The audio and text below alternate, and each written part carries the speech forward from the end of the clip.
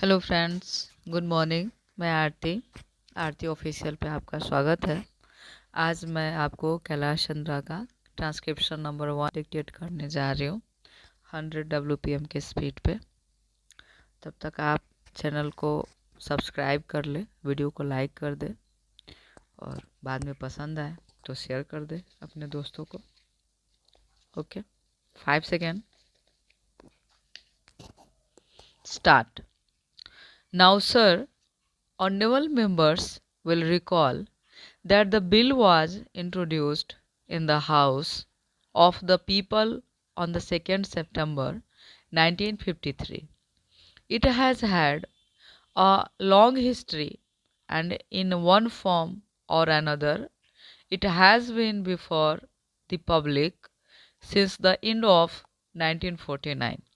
In the statement of objects and reasons, the various stages through which the bill has passed since 1946 have been summarized, and I need not recapitulate on this occasion the circumstances in which the then Government of India took the decision in early 1946 to initiate an inquiry into the reform of our company law.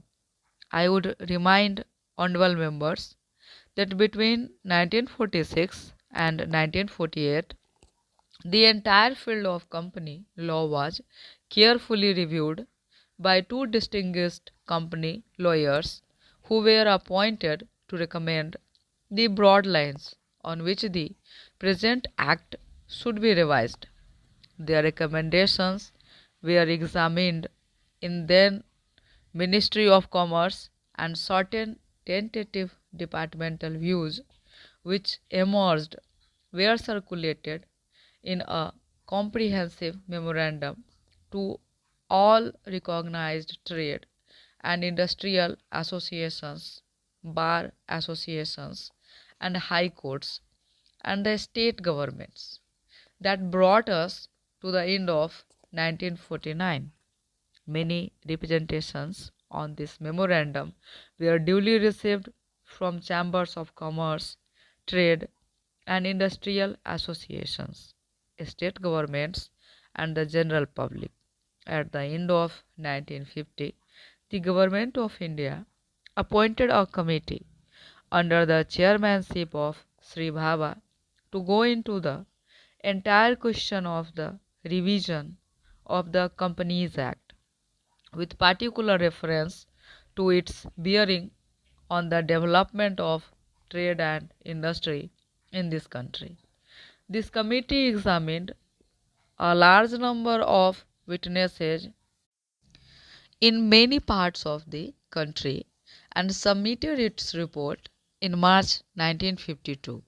This report again was circulated to all state governments, chambers of commerce, trade associations, high courts, and many other bodies. At the same time, a special officer was appointed in the Department of Economic Affairs, Ministry of Finance, to examine the report in the light of the views received from the interested public and to submit proposals to government for the revision of the present act. The bill now before the House is based largely on the recommendations of the Company Law Committee, modified in a few particulars. Honorable members will notice that so far as public relations go, the bill has covered adequate ground in a measure like the Companies Bill, however, which covers the entire field of the operation to joint stock companies. The limits of consultation and discussion can never be exhausted, and I would like to inform honorable members that although the bill was introduced in Parliament over 7 months ago, our officers have been engaged throughout this period in further studies and informal discussions with the interests concerned. And on occasions, I have also participated in such discussions. I have also given some further thought to some of the issues arising out of the bill, and I propose at the appropriate stage to bring before the select committee any changes in the provisions of the bill which seem to me to be worthy of consideration in the light of this further examination. No honorable members will have noticed that the bill contains 6 clauses and 12 schedules. I think it is probably one of the longest legislative measures in recent legislative history, but its size might be regarded as misleading unless I make a few comments. The bill is both, one must remember, a consolidating and amending measure, as mentioned in the statement of objects and reasons. This is the first opportunity which has occurred since 1923 for the consolidation of the Companies Act. Advantage has been taken of this opportunity to redraft several long and complicated sections in the present Act, which have been split up into a large number of clauses. This is the largest single factor accountable for the increase in the number of clauses in the bill.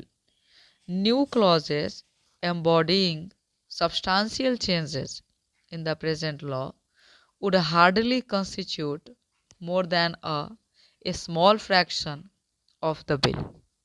I would also draw attention to the structural changes in the bill to which a reference has been made in the statement of objects and reasons. The redraft of the bill and the rearrangement of the existing chapters in the Companies Act in a more logical order have, I think, resulted in a noticeable improvement in the form of the bill, and I hope will facilitate better understanding and appreciation of the scheme. I wish that the Act, which came into effect long ago, was implemented properly. I know that the Minister here is very earnest in implementing it, but unfortunately, his colleagues at the state level are disappointing him. Unfortunately, no steps have been taken for trimming or toning up the administration at the state level and at the district level. They have to be taken immediately. Stop. अगर dictation पसंद आया हो तो please channel को subscribe कर ले, like कर दे और डिक्टेशन को शेयर कर दे. Okay friends, thank you.